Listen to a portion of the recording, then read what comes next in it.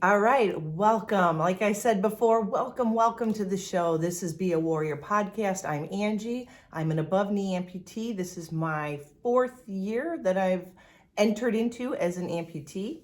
And if you're new to the show, so happy to have you here. I want to just express right now that April is Limb Loss, Limb Difference Awareness Month. So for those of us that are amputees or born with a limb difference, this is the time for us to shine. And what better way than have, guest speakers on my show? And that is normally what I do. And I had one planned for this week. And as tech savvy as I can be, my computer shut down on me while I was interviewing someone and went to my phone and used that instead. And it never recorded. Even though it showed it was recording, I can't find it anywhere. So we are calling this audible and creating a different show because my guests can't be interviewed until later on in the month. So you'll have to wait. Actually, April might turn into some May. I do have a few that are also not available until the May time because they're competing in Paralympics. So you might just have to make it an April, May. And May is Mobility May month. So there is that going for us as well. But anyways, I digress. Trying to be as real as possible. Best laid plans don't matter. I have a schedule of events for the month of April, and sure enough, the very first one bombs. So here I am with you. You get me again today. And I thought today what we need to do, and what I think would be amazing to do, is to give props and kudos to those that support us. So this month, my theme is bouncing back. And it actually started at the end of March when I interviewed Coach Dar, who has worked with professional athletes and corporate higher ups, Fortune 100 companies, to get them out of setbacks, setting them up for greatness. So she's a mental abilities coach, a mental skills coach, and kind of helps people get out of their own way so they can be successful. This was her book, and I mentioned it last week and showed you guys this book last week. It's an incredible read, some great tools in there. So if you like books that can help you get out of ruts and give you things to do, tools to use to help yourself, The Art of Bouncing Back is the book you want to get. So when I interviewed her, I had said, hey, that is a great theme, bouncing back, for those of us amputees. And I think that's what I want to do for this month's Limb Loss, Limb Difference Awareness Month. And so thus bouncing back has become the theme for me this month. When I think about bouncing back, I always think about what it took to get to where I'm at. And yes, there is a lot of my own drive and personality in my bounce back and where I've gotten to, but I can tell you with 100% certainty that I would have not gotten to where I am without the people around me. And I thought, why don't we start the bouncing back theme? And instead of just celebrating us amputees and limb difference people, we should be celebrating those that have supported our journey and given everything of themselves for us, knowing that we were going through hard times. So my questions to you, I thought were kind of interesting, and I will pose these to you. First off, who supported you when you were going through either cancer diagnosis or an amputation scheduled, a total wreck, catastrophic wreck that left you amputated? Who supported you? Who stood by your side in those moments? Who cheered you on and told you you could do it? Who protected you, especially maybe against yourself because you tried to push too hard and too fast and your body wasn't ready? Who was there as a shoulder to cry on? And who showed up when you felt alone? Those are the people that have supported you. Not only that, but I would say your medical team, those that you had to rely on through the amputation. For me, my TMR with Dr. Ronnie Pruch, my prosthetists, of course. I mean, they were there before my amputation to answer any questions, any concerns, and any fears. And then, of course, they're with me all the time now because I'm constantly going in for revisions and things like that. Always there to help me out. And what about that PT that helped you get your gait stronger and taught you the skills necessary to use your prosthetic? So your medical team is also a part of that. Now, for me, I couldn't have asked for a better family surrounding me. And I don't live anywhere close to my immediate family, but my dad flew in right before my surgery, literally the day before my surgery, because mine was an elected amputation after years of surgeries and failed attempts to getting my knee back to normal. So my dad was there. My husband, who has been with me since we were 17 years old, we are high school sweethearts, and he was there through it all. And my two sons, who I was actually homeschooling through all of my surgeries, and were there to bring typical humor to the situation I was getting myself into, and also lending me a hug when I needed it.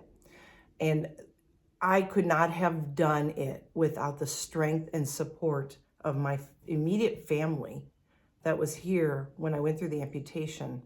And also my pastor, who showed up the day I was having my amputation to rest me assured. And he actually met with me about a month before my amputation because I felt lost and I felt a little scared, a little anxious, and not quite sure what to expect. And so he was there through that, and then there the day of to give me a good pray on and before my surgery. Then it comes down to those amazing people that came and visited me in the hospital. I didn't know I would be wanting or willing to have visitors, but I'll tell you what, I had my surgery, mine was like later in the afternoon. I think mine was like a 4 or 5 o'clock surgery. And so by the time I got to my room, it was like after dinner and it was pretty much bedtime. And I woke up the next morning ready to go and excited. And I spent probably a couple days in the hospital, just making sure my vitals were good and OT and PT checking me out. And the friends that showed up and my old PT and a couple of his techs showed up after work together. The one that helped me through the pretty much 5 years of surgeries prior to the amputation, and the man that also helped me strengthen my good knee to get it ready to support my amputation.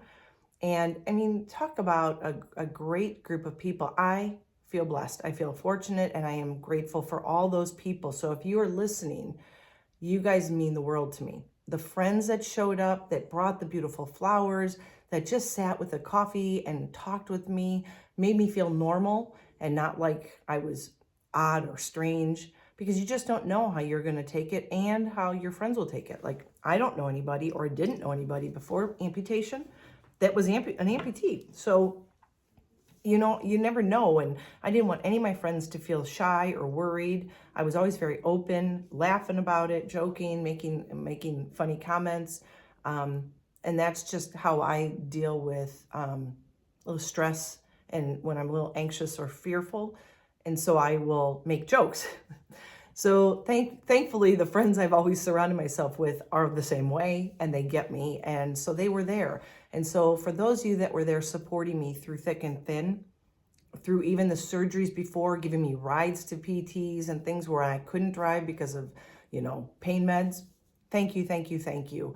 There is no way I could be where I am today as an amputee, doing what I get to do, first and foremost, without my husband, without my boys supporting me, without my family back home who sent me amazing cards and pictures to put on my vision board prior to surgery. I had a vision board of the things I wanted to do and the people I loved and quotes that meant something to me, and put it by my bed so that every morning I woke up, I had a reminder not to be afraid, that I was not alone on this journey.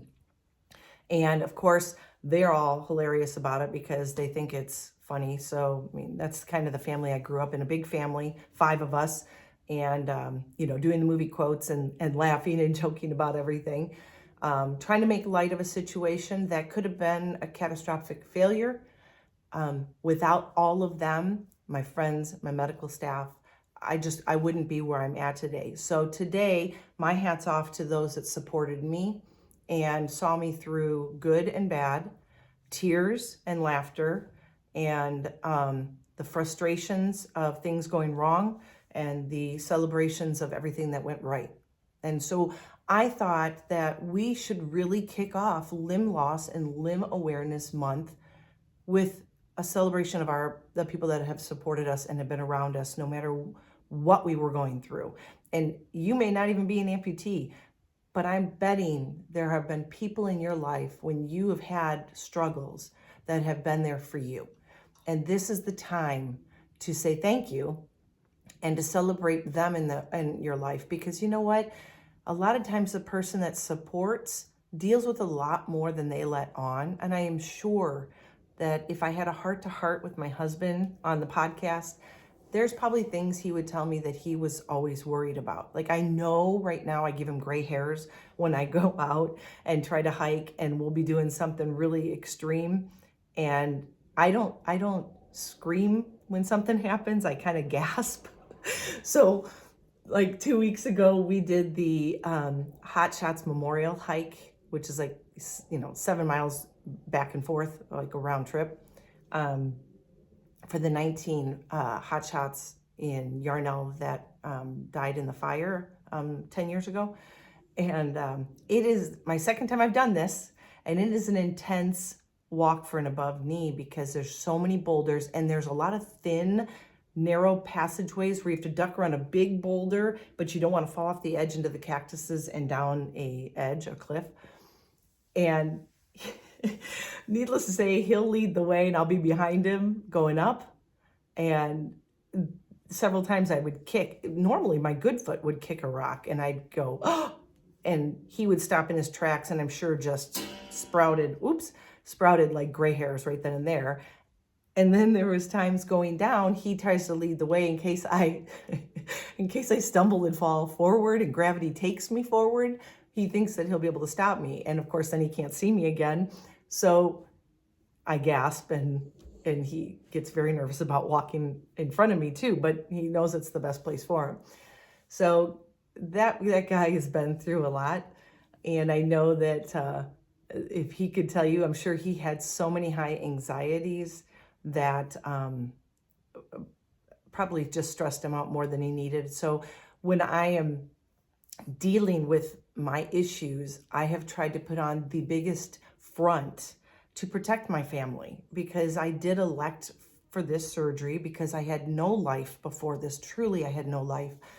For those of you that have listened, I was doing nothing. I was in bed, elevated leg, icing all the time. I was threatened by several surgeons that if I didn't sit on my butt for like at least 4 weeks and let a surgery heal with my leg, my knee above my heart and icing it all day long, that it wasn't going to get better.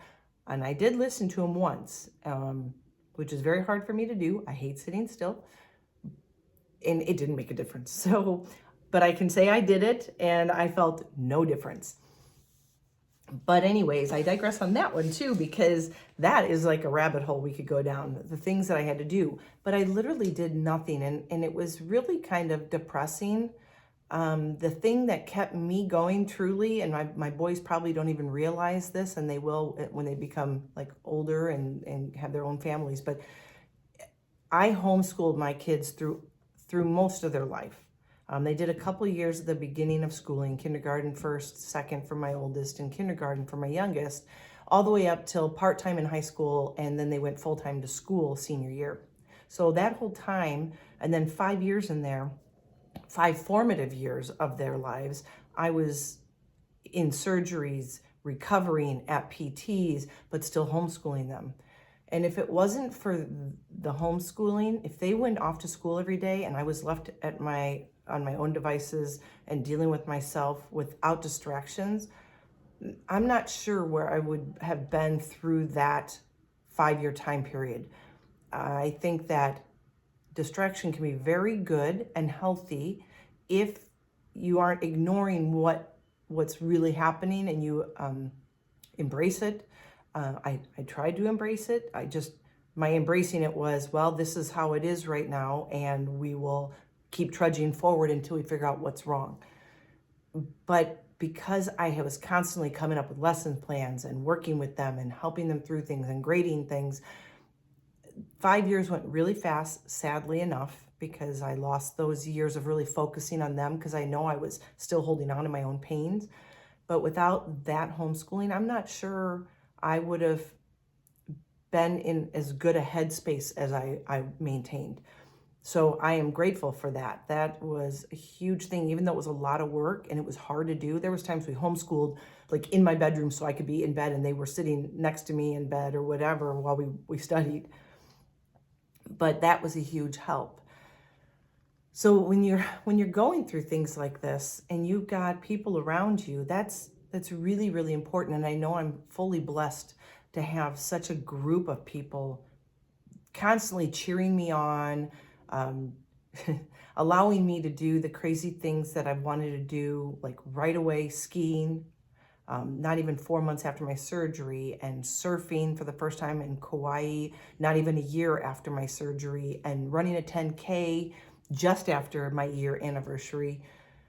I just kept adding things to my bucket list of things I was going to accomplish to show the world and show myself that I could do it and that I was as normal as I was ever going to be and as normal as I could be as an amputee, that I wasn't less of a person or had less of a life because I was missing a limb. And so what I would charge you guys to do today is to think about the people that are around you and that you are grateful for anytime in your life, like people that have been there for you in the past. Maybe you're not going through anything specific right now, but what about those people that gave of themselves for you when you were struggling? And where could you be for someone you see struggling right now? Maybe a neighbor, a friend, a relative. What can you do to be there for them? Because being someone who supports others is a admirable thing to do. When we have empathy on somebody else's strifes and we can be there to lift them up, whether it's with a coffee, a friendly note, a call, a text, just flowers, a visit, kind words, whatever it is, it also can take a toll. And that's kind of where I was going with my husband going through all the things. He has supported every crazy thing I've wanted to do since I became an amputee. And yet I know it has probably caused him high stress moments. And sometimes he tells me, you need to slow down and be careful, because he really doesn't want anything to happen to my good knee. And I get that. But he's always been there. And so I've done everything I can to let him know that I appreciate all that he's done, all that he's sacrificed, how hard he's worked. I appreciate him for allowing me the opportunities to do all these things that I want to do, because everything I've tried to do, skiing, surfing, running a 10K, they all took money to afford, right? A registration fee or a lesson or whatever. And he has always been there to say, go do it. And that is an amazing gift that he has given me. And I know some of you may be struggling, that you don't have a big support system, but truly it just takes one person. And sometimes it may not even be a person. It may be your companion pet. You'd be surprised how much that is a support for people, especially if you're more introverted. I am not introverted. I used to think I was, but I am not introverted. If you've met me, you know. But those people that are really struggling alone in the world, they don't have family, or family is kind of a dysfunction for them and more problem than it is good. A lot of times that companion animal is just what the doctor ordered for your mental gains. and reach out for that. There's nothing wrong with cute puppy kisses and cuddles. Today, I will tell you, so backtrack. Yesterday, I told you the little debacle we had with the interview. So mad because I've been dying to get this interview for like 2 years now. Finally got it nailed down. It was supposed to be last week, but they had to cancel because of an emergency. They are on the medical team of mine. And we got on yesterday. When I lost that recording, I'm not kidding when I tell you I spent an hour, hour and a half, 2 hours looking through everything, reaching out to Zoom every way I could to find the recording that said recording ended.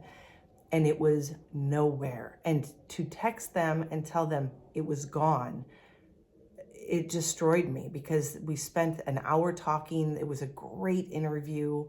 And you can't really recreate that same one, and you don't want to because then it's not natural and organic. But I'll tell you, I was a train wreck yesterday. I don't know what it was, but it took me for a complete loop emotionally.